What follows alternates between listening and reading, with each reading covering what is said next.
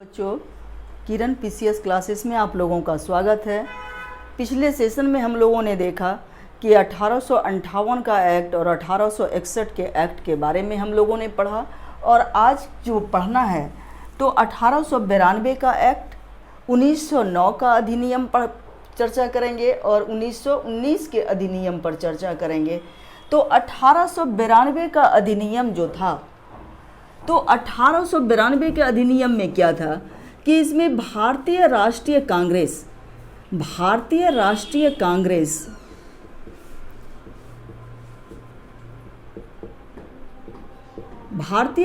कांग्रेस चूँकि इसकी स्थापना जो है यह 1885 में हो चुकी थी, तो भारतीय राष्ट्रीय कांग्रेस की मांग को ध्यान में रखते हुए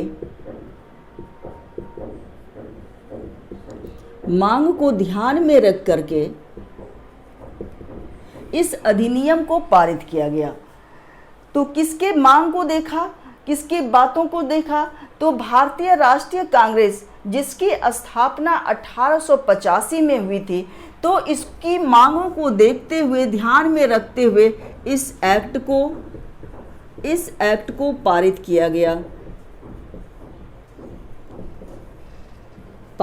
गया। उसके बाद इसमें क्या हुआ कि प्रांतीय विधान परिषद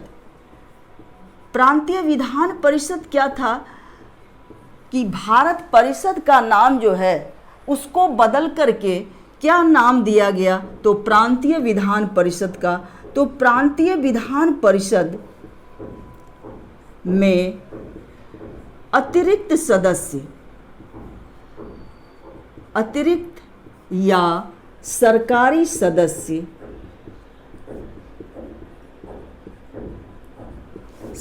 सदस्य को बढ़ाया गया या इसकी संख्या में वृद्धि की गई। अतिरिक्त सदस्यों की संख्या में वृद्धि की गई 1892 के अधिनियम में, और अतिरिक्त सदस्यों का जो निर्वाचन होता था, निर्वाचन अप्रत्यक्ष रूप से किया जाने लगा।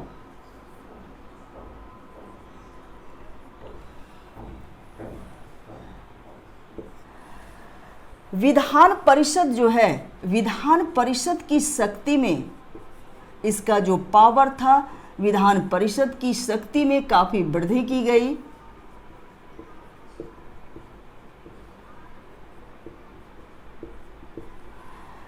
साथ ही इसमें गैर सरकारी सदस्य जो थे, तो गैर सरकारी सदस्यों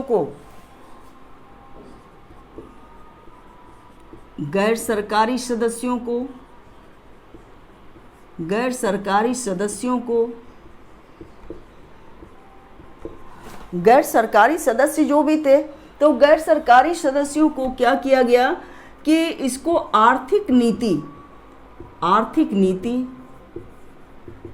जनहित से संबंधित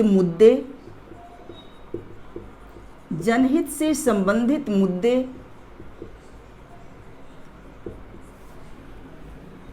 तथा बजट पर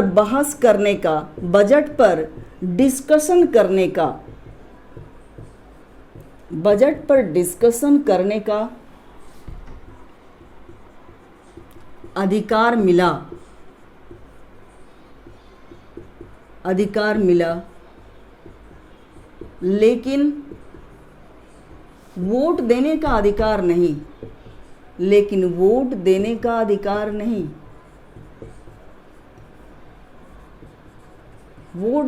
अधिकार नहीं मिला।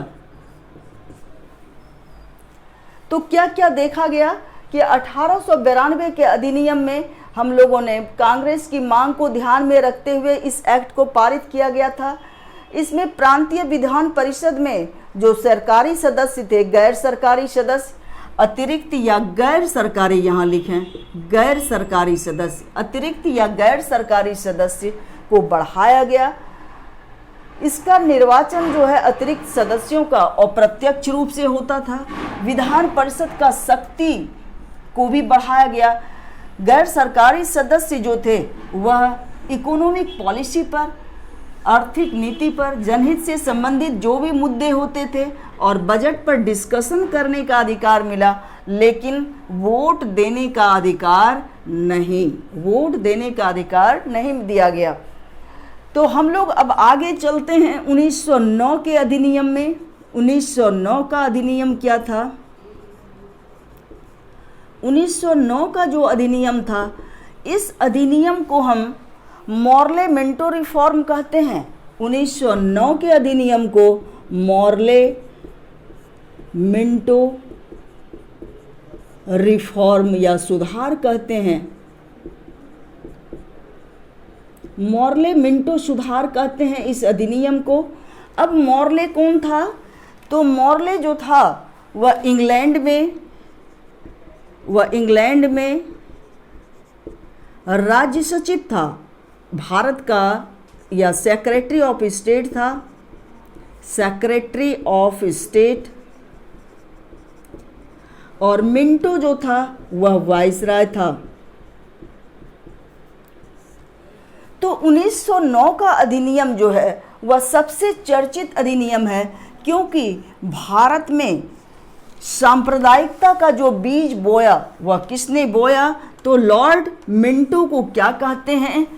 लॉर्ड मिंटो को हम कहते हैं, लॉर्ड मिंटो को फादर ऑफ कम्युनल, क्या कहते हैं? फादर ऑफ कम्युनल या सांप्रदायिकता का जनक बोलते हैं। सांप्रदायिकता का जनक बोलते हैं लॉर्ड मिंटो को। पहली बार इसमें क्या किया गया कि केंद्रीय विधान परिषद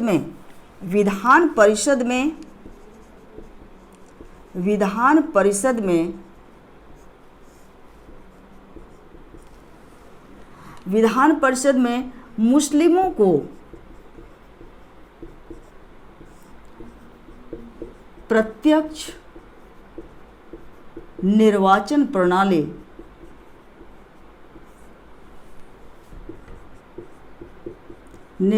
प्रणाली का अधिकार दिया गया।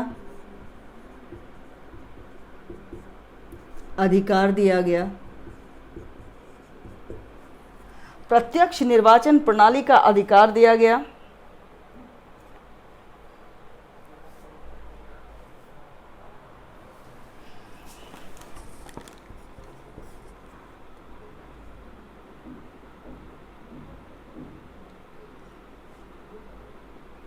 गवर्नर जनरल की कार्यकारिणी परिषद में गवर्नर जनरल की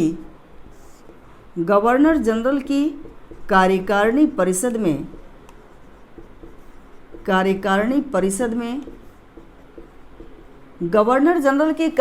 परिषद में प्रथम भारतीय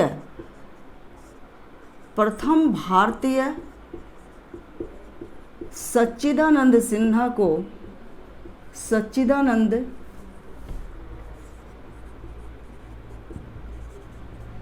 नियुक्त किया गया।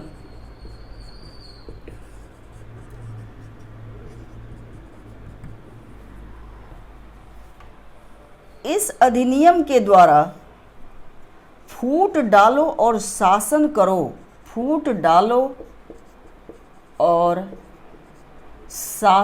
करो नीति का अनुसरण किया गया।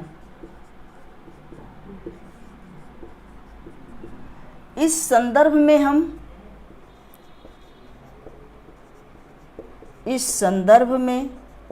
हम लॉर्ड कर्जन द्वारा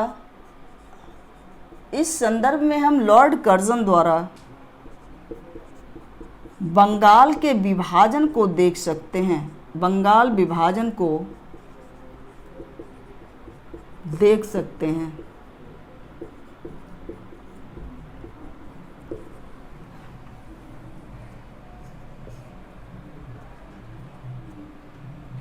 गैर सरकारी सदस्यों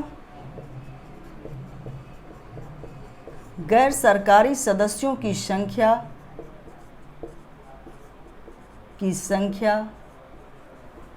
16 से बढ़ाकर 60 कर दिया गया।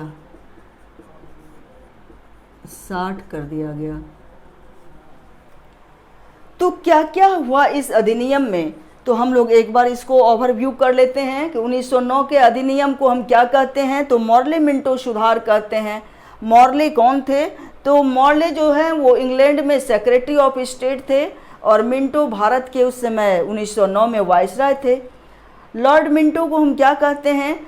तो लॉर्ड मिंटो को फादर ऑफ कम्युनल या सांप्रदायिकता का जनक कहा जाता है। तो 1892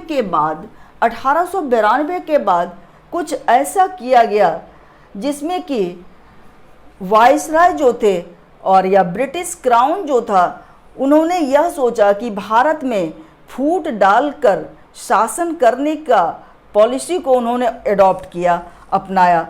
और इसी संदर्भ में हम लॉर्ड कर्जन जो तत्कालीन वाइसराय थे 1905 में, उन्होंने बंगाल का विभाजन किया।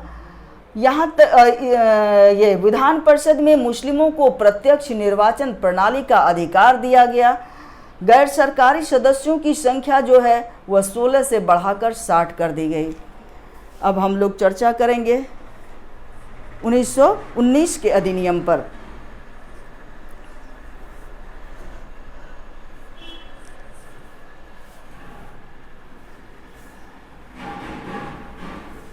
हम लोग 1919 के अधिनियम पर चर्चा करेंगे। तो 1919 का अधिनियम जो है वह क्यों लाया गया? तो सबसे पहले हम लोग देखेंगे कि 1919 के अधिनियम को लाने से पहले बहुत ऐसी घटनाएं थी जो भारत में घटी थी। तो वह घटनाएं कौन कौन सी थी? तो वह घटनाएं थी कि 1913 में एनी बेसेंट का भारत आगमन। 1913 में एनी बेसेंट भारत आई थी। एनी बेसेंट का भारत आगमन था।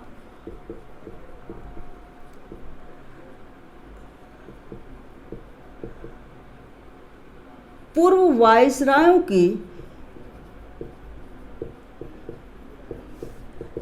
वायसरायों की असफलता थी, प्रशासनिक असफलता,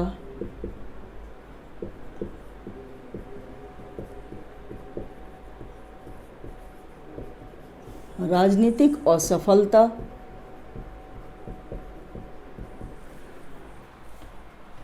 कांग्रेस और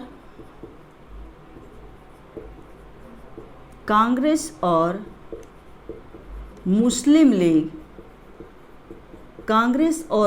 लीग में समझौता,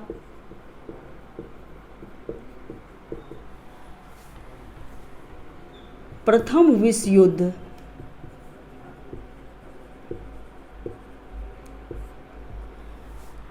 होम रूल आंदोलन का प्रारंभ,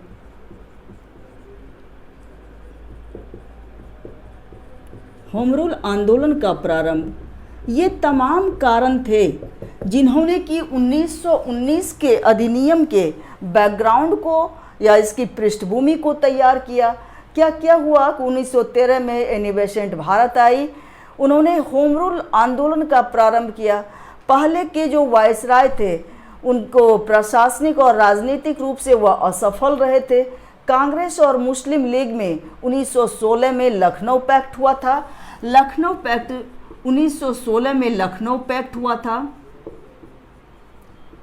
1916 में कांग्रेस और मुस्लिम लीग में समझौता हुआ था। तो और प्रथम विश्व युद्ध था। तो प्रथम विश्व युद्ध के बाद भारतीयों को यह कहा गया था, क्योंकि महात्मा गांधी ने भारतीयों को युद्ध में कहा था शामिल होने के लिए, तो भारतीय इसीलिए शामिल हुए थे क्योंकि उन्हें उम्मीद थी कि उन्हें लोकतांत्रिक सुधार दिए जाएंगे। लोकतांत्रिक सुधारों की उम्मीद लगाए जो भारतीय थे, तो उन्होंने उम्मीद लगा कि वो लोकतांत्रिक सुधार देंगे, लेकिन प्रथम विश्व युद्ध की समाप्ति के बाद ऐसा कुछ भी नहीं हुआ। तो उस समय आए कौन? तो मॉन्टेग्यू आए, मॉन्टेग्यू चेम्सफोर्ड। मॉन्टेग्यू भारत आए, जो सेक्रेटरी ऑफ स्टेट थे मॉन्टेग्यू, और चेम्सफोर्ड कौन था? तो भारत में वाइसराय था। चेम्सफोर्ड वाइसराय था, मॉन्टेग्यू सेक्रेटरी ऑफ स्टेट था। मॉन्टेग्यू चेम्सफोर्ड ने भविष्य में लोकतांत्रिक सुधारों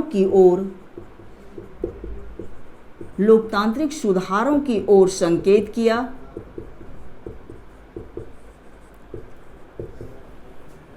और इस आधार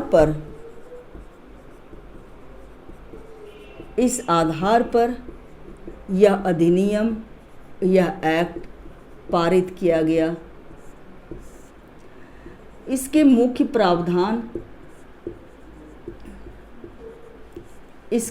प्रावधान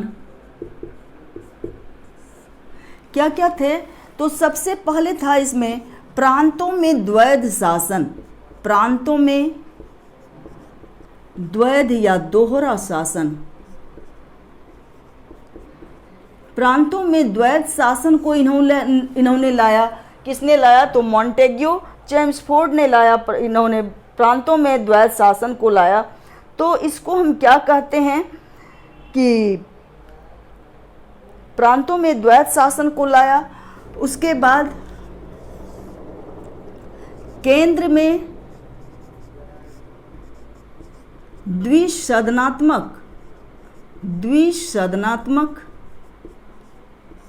व्यवस्था की, केंद्र में द्विसदनात्मक व्यवस्था की, प्रांतों में द्वैध शासन लाया, लोक सेवा आयोग की स्थापना की, लोक सेवा आयोग की स्थापना की,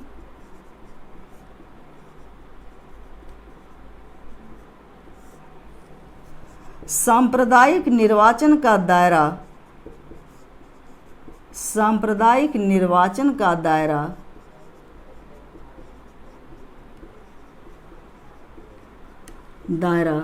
सिखों तक किया,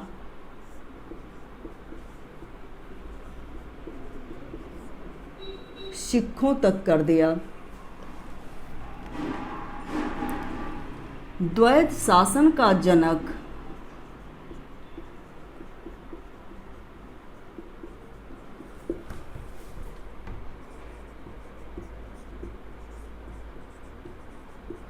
लियोनस कॉर्टियस को कहा जाता है।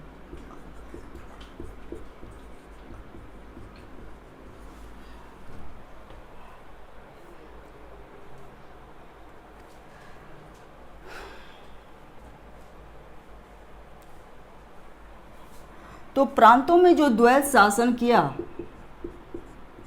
प्रांतों में द्वैध शासन, इसके बारे में थोड़ा सा आप लोग समझ लें। इसमें शासन के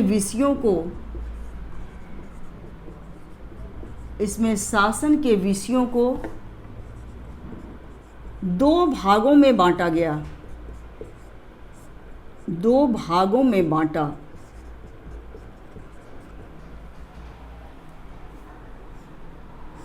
एक को केंद्रीय सूची में और दूसरे को प्रांतीय में। केंद्रीय सूची में जो रखा गया वह रक्षा, विदेशी मुद्रा,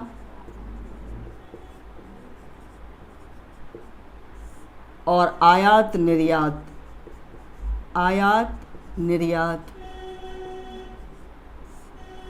प्रांतीय सूची को दो विषयों में पुनः बांटा गया। एक को हम कहते हैं हस्तांतरित,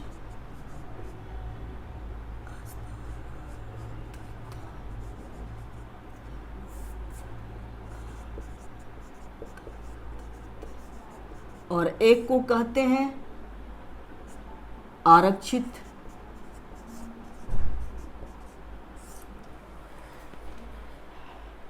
प्रांतों में द्वैत शासन के विषयों को दो भागों में बांटा गया, एक केंद्रीय सूची में और एक प्रांतीय सूची में।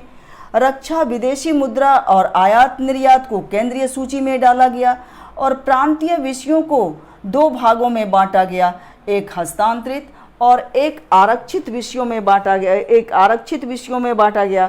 तो पुलिस हुआ, पुलिस, जेल, भू राजस्व और आरक्षित विषयों में सार्वजनिक स्वास्थ्य,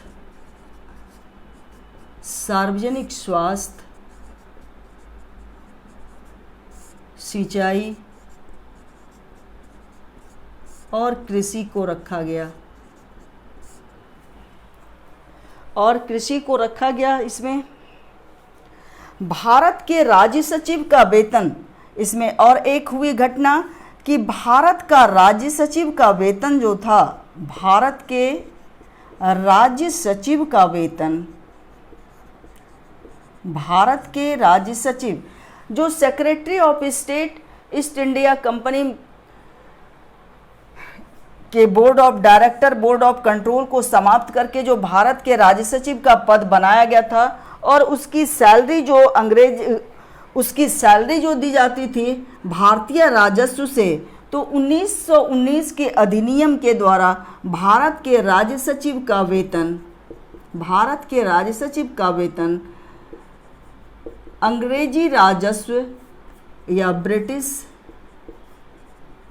राजस्व से दिया जाने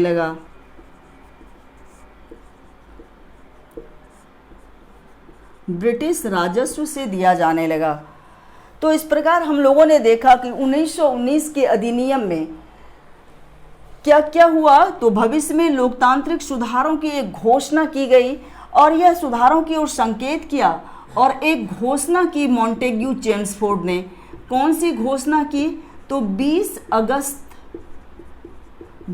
अगस्त 1917 को मॉन्टेग्यू ने एक घोषणा की और उस घोषणा में ही भविष्य में लोकतांत्रिक सुधारों की ओर संकेत किया। और उस सुधार में क्या क्या किया गया? तो प्रांतों में द्वैत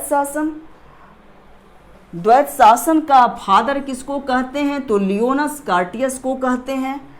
प्रांतों में जो द्वैत शासन लाया तो इसमें शासन के विषयों को कितने भागों में बांटा? दो भागों में। पहला केंद्रीय में और दूसरा प्रांतीय में। केंद्रीय में है रक्षा, विदेशी मुद्रा, आयात निर्यात, और प्रांतीय विषयों को दो भागों में, एक हस्तांतरित और एक आरक्षित।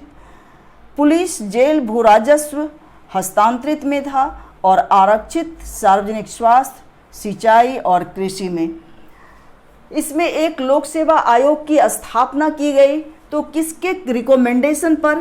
तो ली आयोग के रिकमेंडेशन पर, ली आयोग के सिफारिश पर लोक सेवा आयोग की स्थापना की गई और सांप्रदायिक निर्वाचन का दायरा जो है वह सिखों तक कर दिया गया।